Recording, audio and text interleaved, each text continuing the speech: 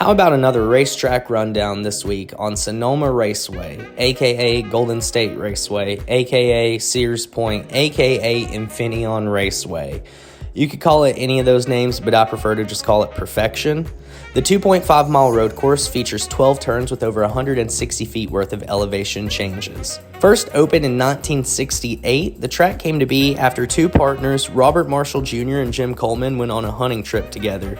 The ground was broken in August and then finished up in November of 1968, and this gave them enough time to host their first race on December 1st in 1968. The following year, the track was sold for $4.5 million to Filmways Corporation, but the track closed the very next year. 1973, it opened back up and was leased out before being taken over by driving instructor extraordinaire Bob Bondurant and his backing group. In 1981, Golden State Raceway was taken back over by Filmways before being sold at auction for $800,000. And then from here, it was renamed back to Sears Point International Raceway. In 1989, NASCAR began racing at the track following the closure of Riverside, sad face. Ricky Rudd was the winner of the inaugural event. In 1995, our boys showed up. Bruton Smith and the rest of his Speedway Motorsports peeps, they bought up the track. In 1998, the track was renovated and the chute was added.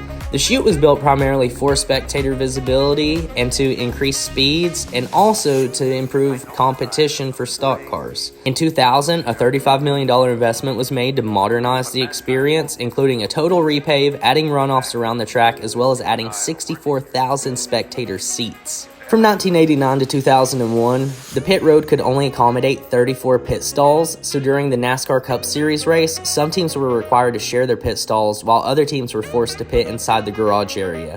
When cars dropped out of the race, their pit stalls were reassigned to cars who were sharing. In 2002, the naming rights were purchased by Infineon Technologies, and the track became what we know as Infineon Raceway.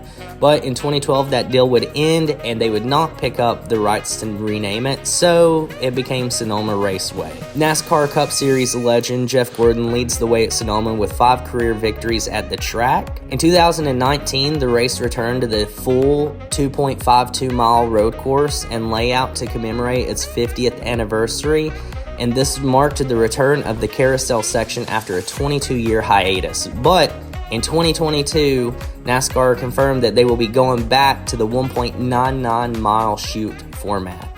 So grab your wine glasses, because we got ourselves a race, baby.